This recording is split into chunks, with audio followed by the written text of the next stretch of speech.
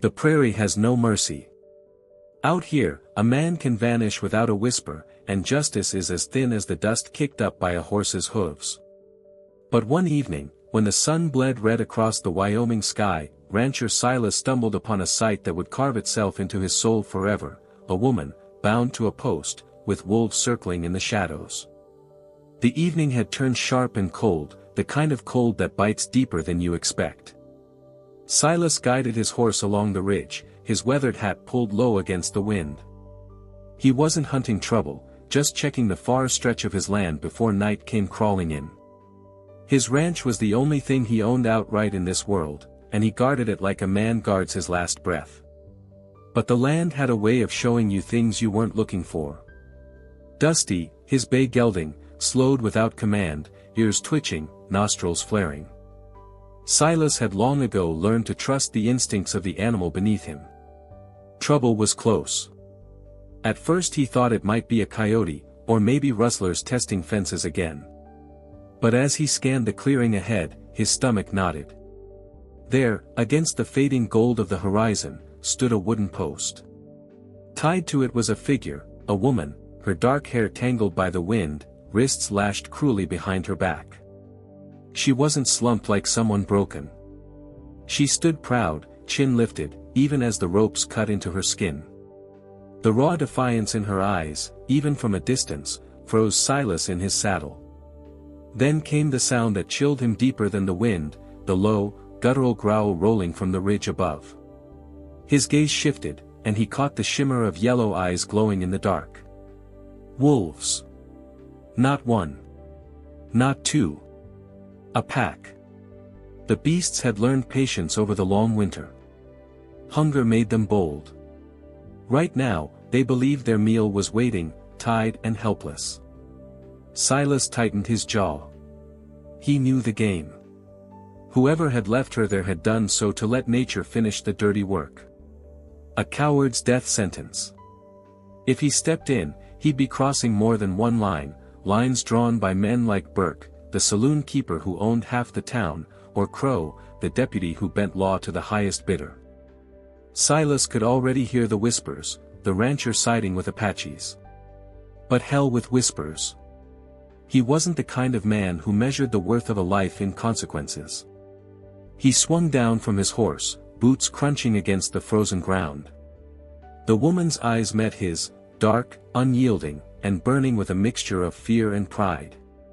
She didn't beg, didn't plead.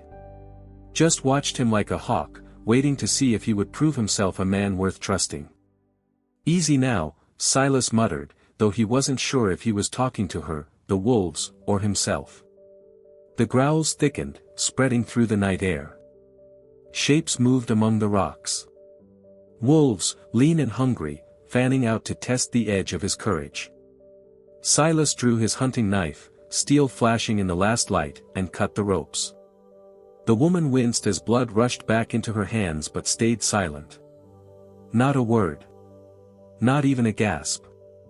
For a heartbeat, the world went still, man, woman, wolves, all locked in the same breath of silence. Then Silas shoved his rifle into her hands, swung into the saddle, and pulled her up behind him. Dusty reared at the smell of blood and fear. Silas leveled his revolver toward the shadows. The first shot cracked through the twilight like thunder. The wolves did not scatter. Not yet. But they knew one thing for certain: this night would not go down as easy as they'd hoped. The crack of Silas's revolver tore through the night, echoing across the ridge like a war drum. Dusty's hooves struck sparks against the stone as the horse danced nervously, muscles trembling with the knowledge that predators were close. The wolves didn't run. Their eyes glowed in the dim light, scattered across the rocks like embers waiting to catch flame. A low snarl rippled through the air, answered by another from the opposite side. They were circling now, testing the courage of the man and the helpless prize he'd just freed. Silas's gut tightened. Wolves weren't just beasts, they were cunning hunters. They pushed, they waited, they wore down their prey until there was no strength left to fight. Tonight, he wasn't about to let them have that chance. Hold on, he growled over his shoulder. The woman clung to the back of his coat, her grip firm but steady. She hadn't spoken a single word since he cut her free, but Silas felt the heat of her determination through her silence. This wasn't some broken spirit he carried behind him, this was a fighter.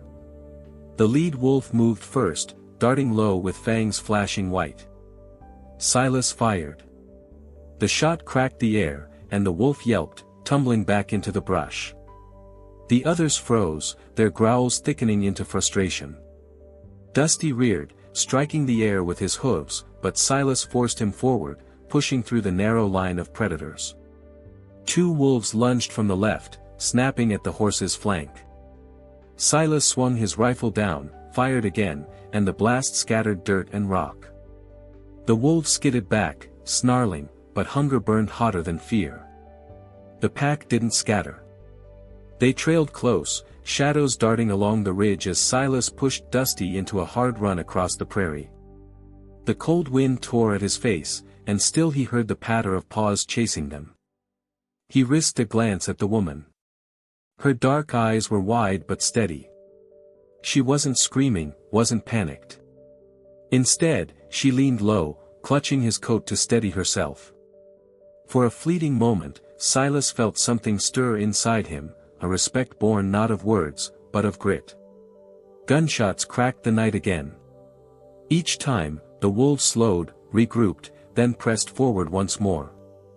They were relentless, but Silas had been raised on land where relentlessness was the only way to survive.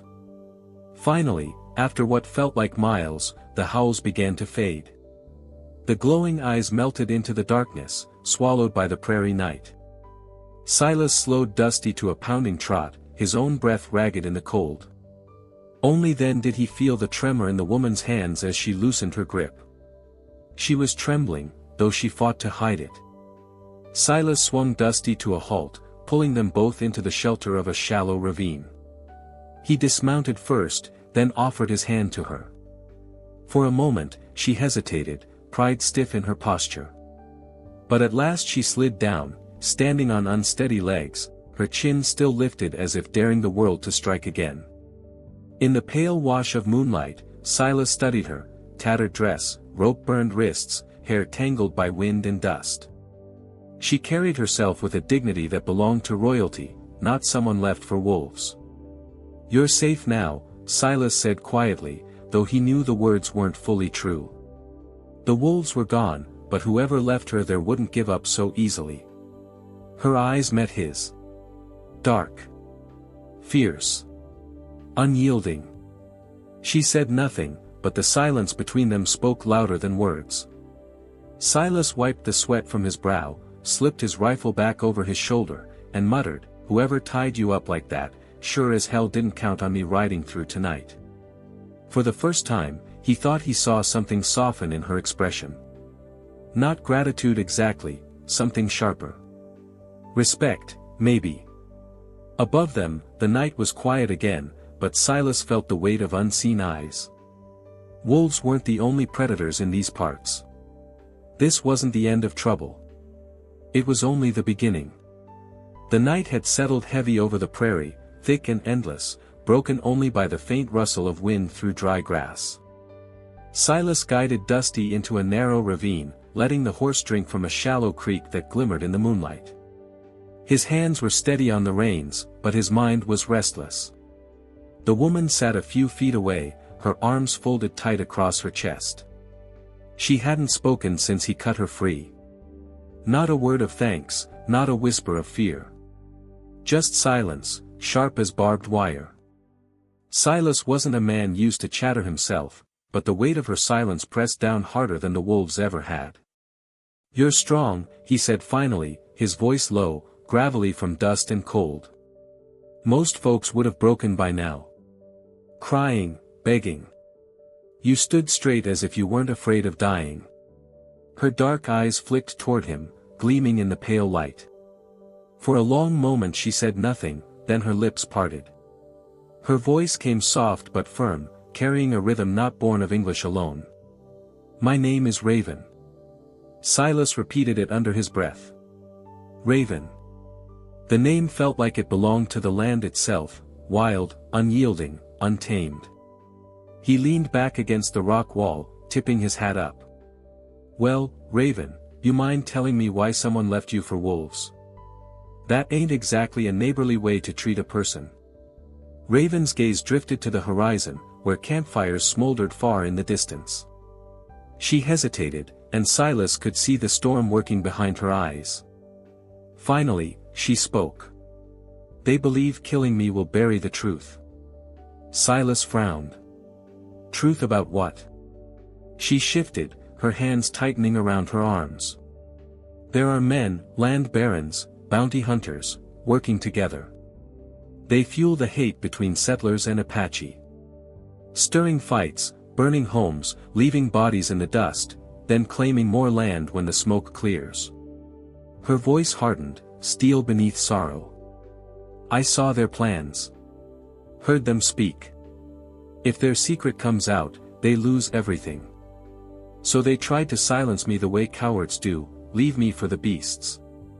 Silas spat into the dirt, his jaw clenching. He knew the type. Men with money fattened on misery. Men like Burke, the saloon keeper with whiskey in one hand and the law in the other, or Crowe, the deputy sheriff whose badge meant nothing but power.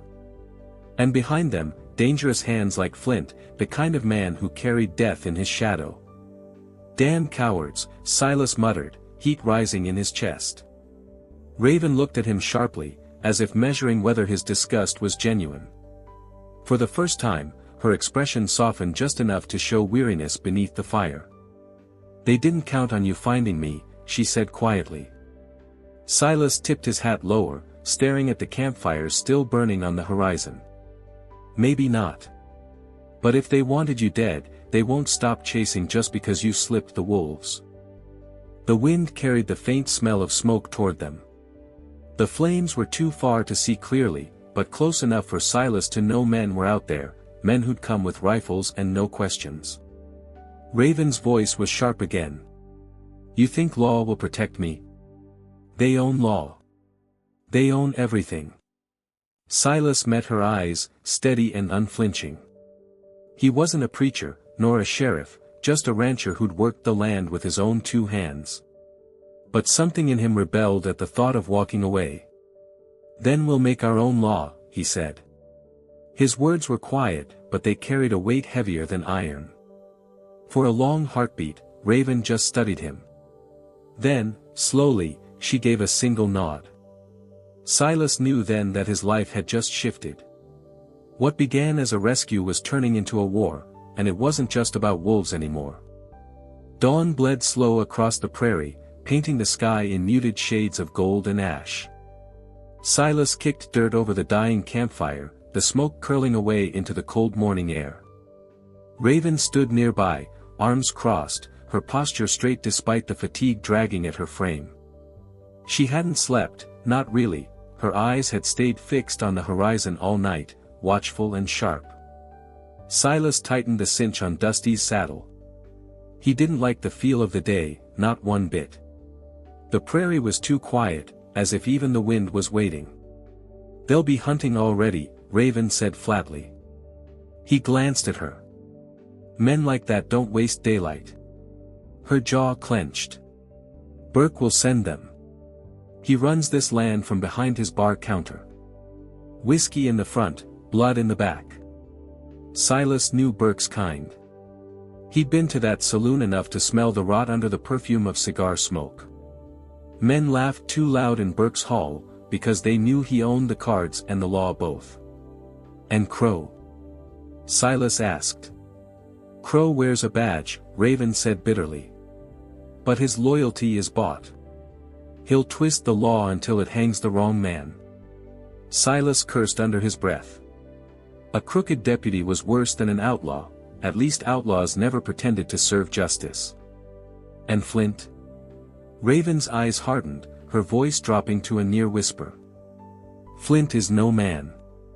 He's a shadow with a face. I've seen him leave whole camps silent. No mercy, no warning. If Burke is the mind, Flint is the blade." The names hung heavy in the air, like a storm cloud ready to burst. Silas felt his gut tighten. He wasn't naive, he'd lived long enough to know some fights couldn't be avoided. But this was different. This wasn't a bar brawl or a cattle dispute. This was a fight against men who carved power out of fear. "We'll ride west," Silas said, pulling himself into the saddle. "There's a settlement 20 miles out. Maybe buy us some time." Raven shook her head. "You think walls protect us? Burke owns half that town. Crowe the other half." Her words cut deeper than she likely knew, because Silas had thought the same damn thing in the dark of night. He knew the truth, sometimes the law wore the same boots as the men breaking it. Still, he wasn't about to turn back. "A man doesn't stand by while others get trampled," he said firmly. "Not on my land." Raven's expression shifted, just a flicker, as if his stubbornness had earned a crack of respect. She climbed up behind him once more, steady as stone. They rode hard into the morning, the prairie stretching endless before them. The air carried the smell of wood smoke again, closer now, thicker. Silas slowed Dusty and scanned the horizon. 3 riders crested a distant hill, silhouettes sharp against the rising sun. Even at this distance, Silas recognized the cut of them. One rode with a cocky tilt in the saddle. Another carried the weight of a badge gleaming faint in the light. And the last, broad-shouldered, hunched forward like a predator, made Silas's blood run cold. "Burke. Crowe. Flint," Raven whispered. The names no longer hung in the air. They rode the land, drawing closer with every hoofbeat. Silas gripped the reins tighter, his jaw set. The fight he hadn't asked for was already upon him. And he knew in his bones, once those 3 men marked you, there was no turning back. The riders on the horizon faded back into the prairie, leaving only the echo of hooves carried on the morning wind. Silas didn't chase. He knew better than to play into their hand. Men like Burke, Crowe, and Flint didn't come straight at you, they circled, waited, struck when you were bone-tired and blind to the dark. By noon, the sun rode high, and heat shimmered across the land. Silas and Raven found shade beneath a jagged outcrop, Dusty cropping dry grass nearby. Silas poured water from his canteen, passing it to her. She took it without a word, but the flicker in her eyes told him her thoughts weren't here. "You're somewhere else," Silas said quietly. Raven lowered the canteen, her hands tightening around the tin. For the first time since he'd met her, her voice faltered. "My sisters." Silas leaned forward, brow furrowed. "Sisters?" "Taya and Inna," she said, her words breaking with a mixture of anger and fear. "They're younger. They stayed hidden when I was taken, at least, I thought they did." Her gaze swept toward the horizon as though she might see them beyond the endless plains. "But if Burke's men wanted to break me, they wouldn't stop with wolves. They'll use them. As bait. As leverage." Silas's gut tightened. He'd seen the cruelty of men like Flint, their brand of power came from putting fire to what others couldn't bear to lose. "You think they've been taken?" Raven nodded, jaw set hard. "If they have, it's my fault. They want me, and my sisters will pay the price." Silas let the silence hang between them for a moment, his thoughts dark as storm clouds. He wasn't kin to these girls, but the image of 2 young women in Flint's grip lit a fire in his chest that no prairie wind could put out. "You listen here," he said, his voice carrying the weight of iron.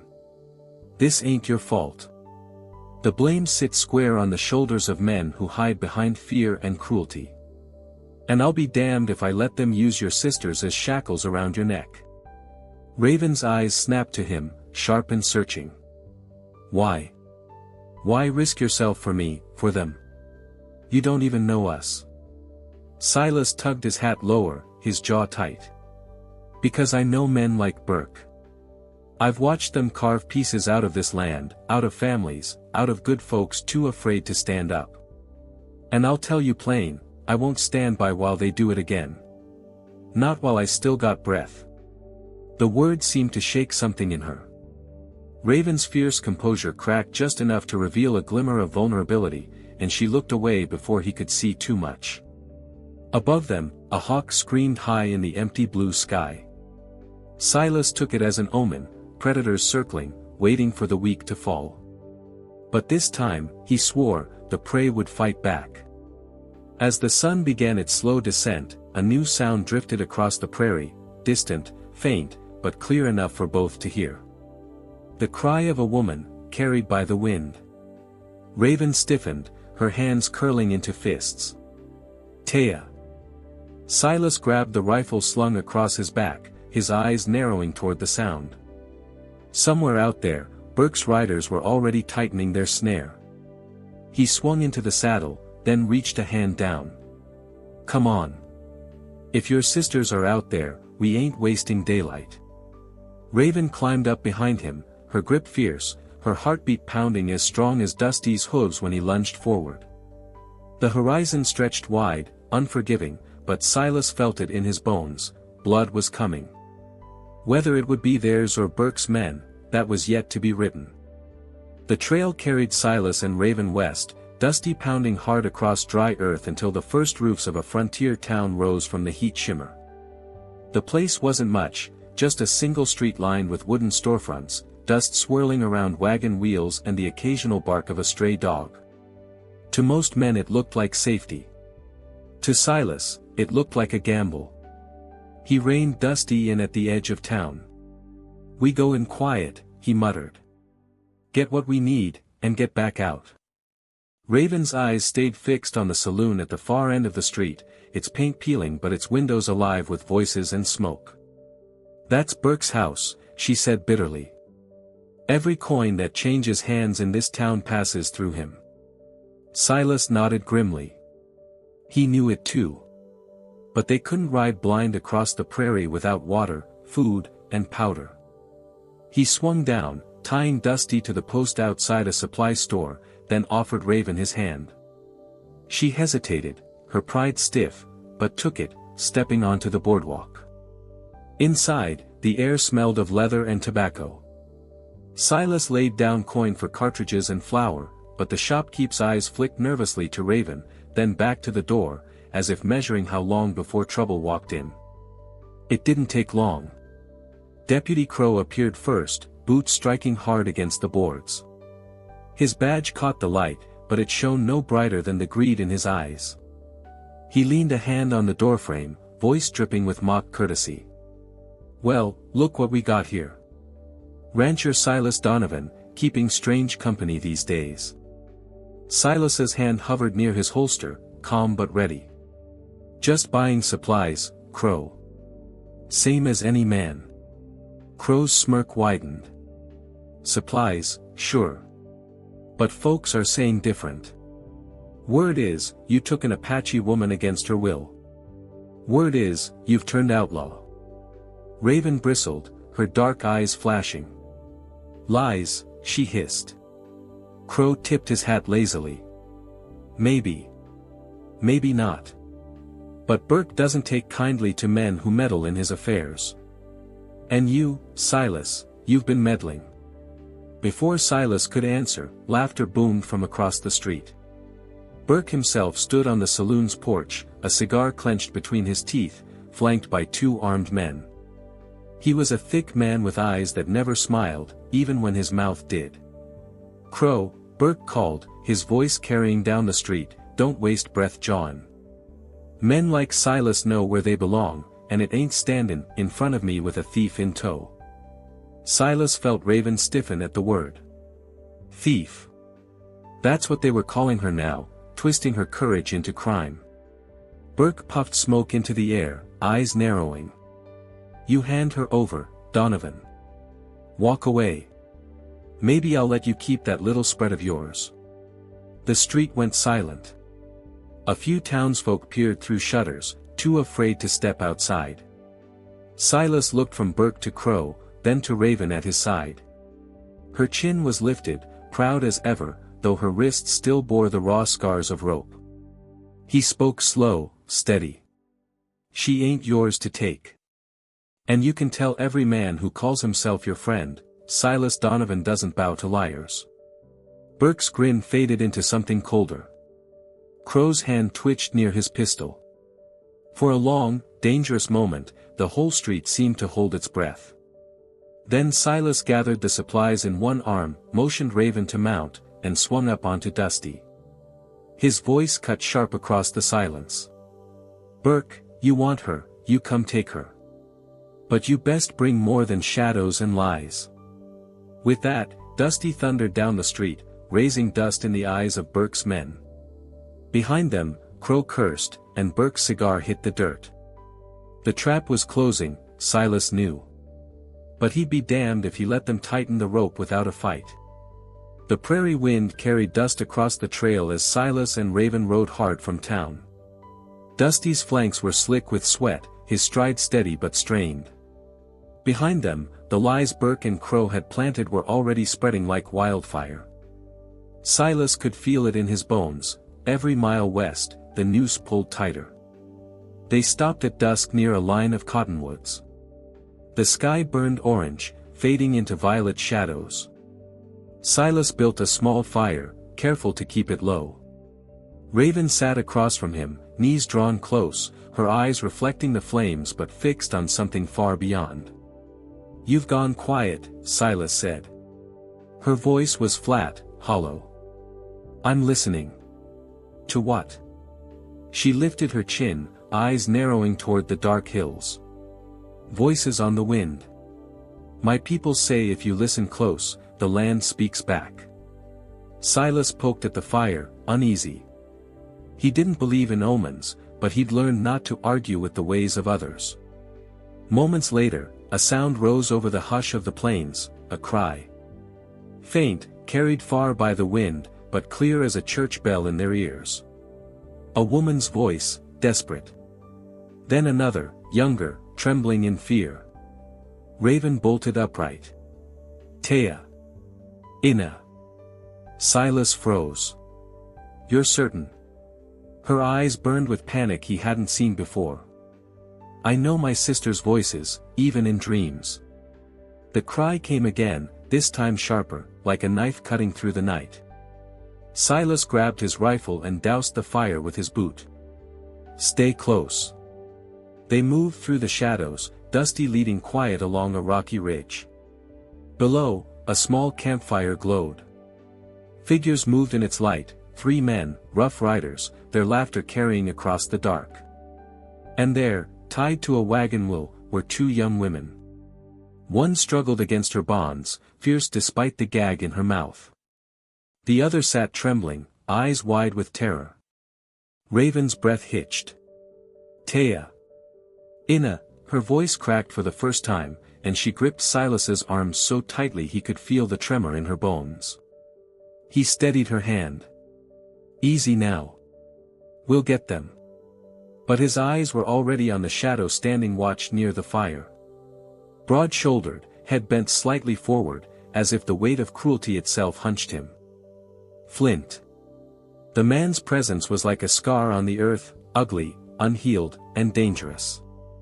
Even from here, Silas could feel the menace radiating off him. Raven's whisper was ragged. "They'll kill them if I don't go. This is what Burke wanted, to break me with my own blood." Silas turned, his voice steady, ironclad. "Then they miscalculated. They don't know who they're dealing with." Raven shook her head, anguish tightening her features. "You can't fight them all. Burke, Crowe, Flint, they own everything. If I go to them, maybe my sisters live." Silas grabbed her shoulders, forcing her to meet his eyes. "Listen to me. Giving yourself up doesn't save them, it only gives those bastards more to use. The only way they live, the only way you all walk free, is if we fight back." Her eyes glistened in the firelight, torn between fury and despair. For the first time, her pride faltered, revealing the raw edge of fear beneath. "Then help me," she whispered. "Help me bring them home." Silas nodded once, firm as bedrock. "By God, I will. I give you my word." Down below, Flint's men laughed louder, tossing whiskey from a jug, unaware of the storm gathering in the dark. Silas checked his rifle, tightened his grip, and drew a long breath. The fight had shifted. It wasn't just about Raven anymore. It was about Taya. About Inna. About breaking the chains Burke's men wrapped around everyone they touched. And Silas was ready to show them just how far a rancher could go when family, blood or not, was on the line. The cries of Taya and Inna still echoed in Silas's ears as the night stretched deeper, black as coal dust. From their perch on the ridge, he and Raven watched Flint's campfire burn steady. Every so often, the laughter of his men drifted up, cruel and careless, as though holding two bound women was no more than sport. Silas's jaw tightened. He'd fought rustlers, coyotes, and hard winters, but nothing churned his blood like the sound of women weeping in the dark. He turned to Raven. Her face was pale in the moonlight, her eyes shining with fury and fear. "They'll move at dawn," Silas said, low and steady. "We hit before then." Raven's gaze flicked toward the camp. "Flint will expect it." Silas gave a grim smile. "Then we make sure he gets more than he bargained for." They waited until the fire below burned low, until the voices turned sluggish with whiskey. Then, moving like shadows, they descended the ridge. Dusty followed quietly, hooves muffled by sand and stone.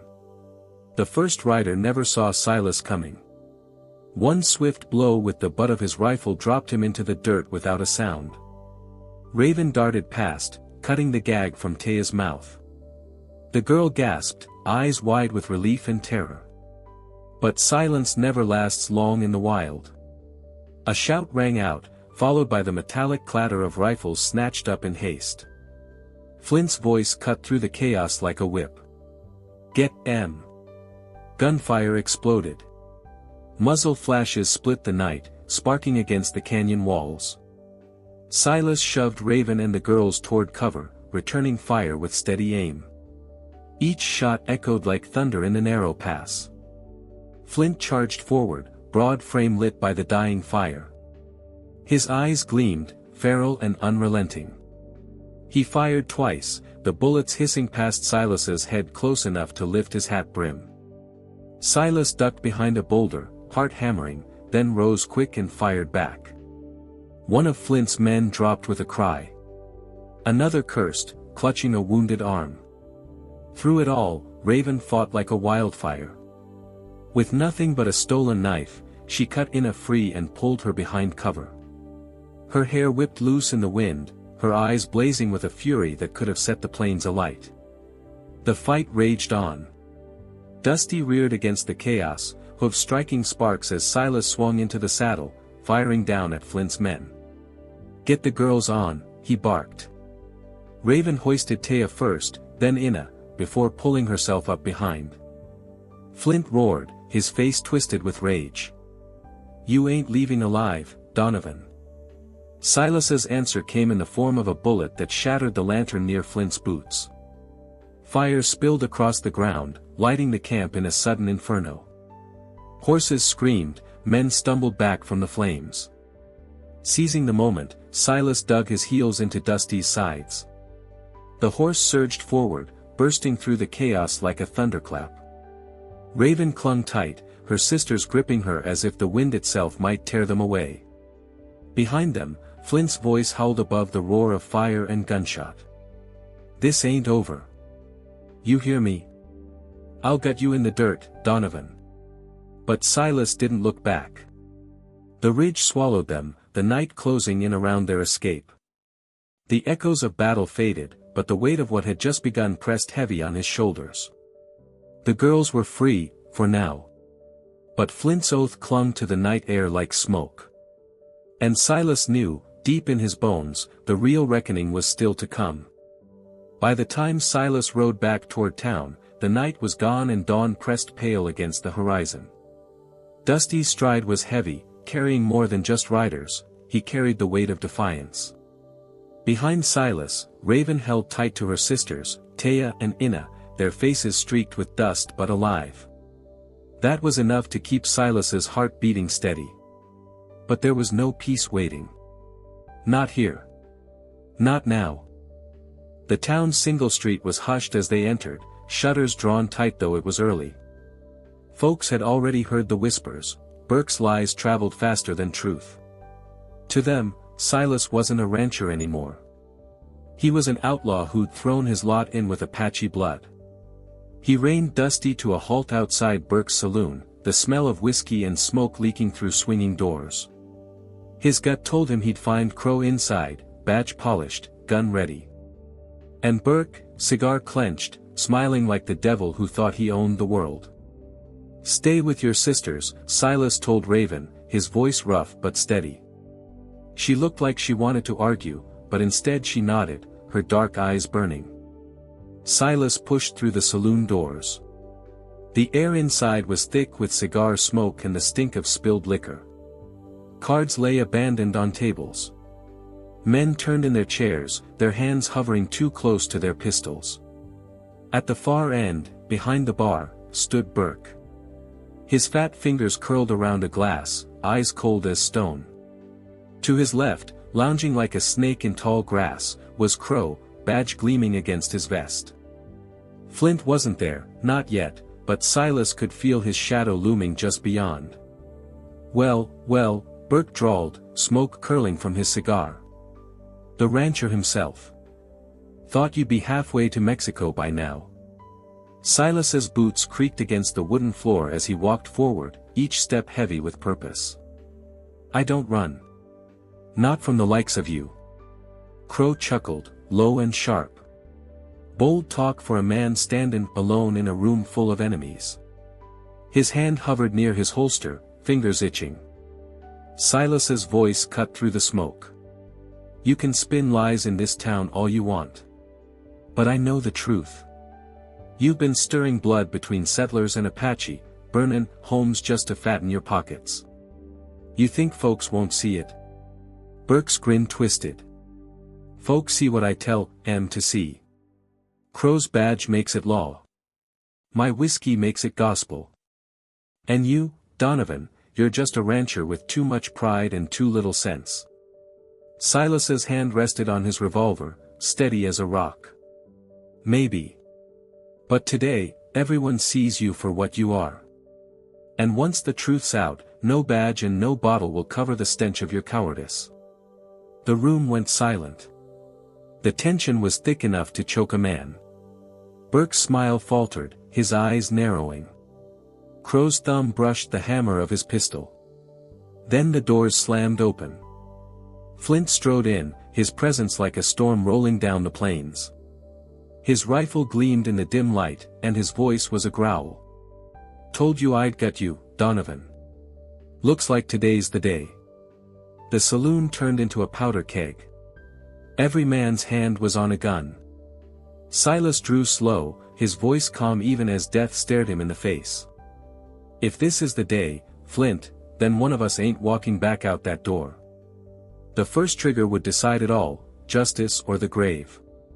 The saloon had gone still, thick with the smell of smoke and sweat. Every man's hand twitched near a pistol. Burke leaned against the bar, lips curling around his cigar, while Crowe's fingers tapped the handle of his revolver. Flint stood in the doorway, his shadow stretching long across the floor, rifle in hand, eyes burning with promised death. Silas's stance never wavered. His revolver hung low at his side, but his voice cut clear through the tension. "This ends here. No more lies, no more blood spilled to feed your greed." Burke barked a laugh, loud and ugly. "Ends here. You don't get to decide what ends, Donovan. I do. And I say you and that Apache woman hang before sundown." Crowe shifted, his badge gleaming under the lamplight. But the crowd, those silent men hunched at tables, the bartender frozen mid-polish, watched with something different in their eyes. Doubt. Fear. A whisper that Burke's power wasn't as ironclad as it once seemed. Flint broke the silence with a growl. "Talk's cheap." He raised his rifle. The world seemed to slow. Silas's gun cleared leather, firing before Flint could squeeze the trigger.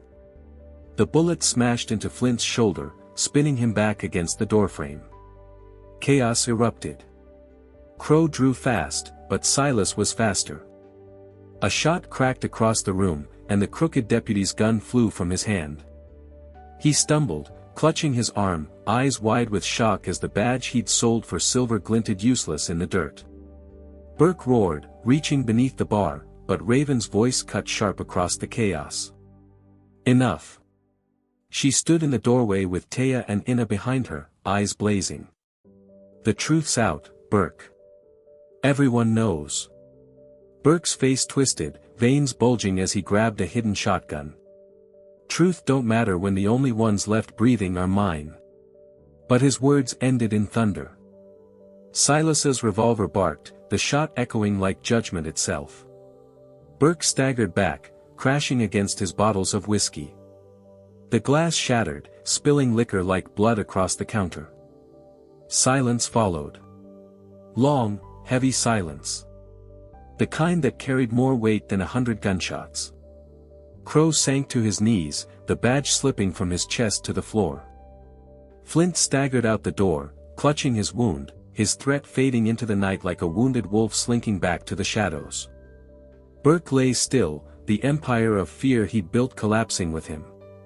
Silas holstered his gun, chest heaving.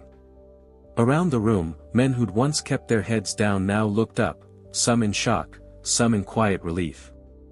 For the first time in years, the saloon belonged not to Burke's lies, but to truth carved in smoke and lead. Outside, the dawn was breaking, streaks of gold spilling across the prairie. Raven stepped beside Silas, her sisters close at her back.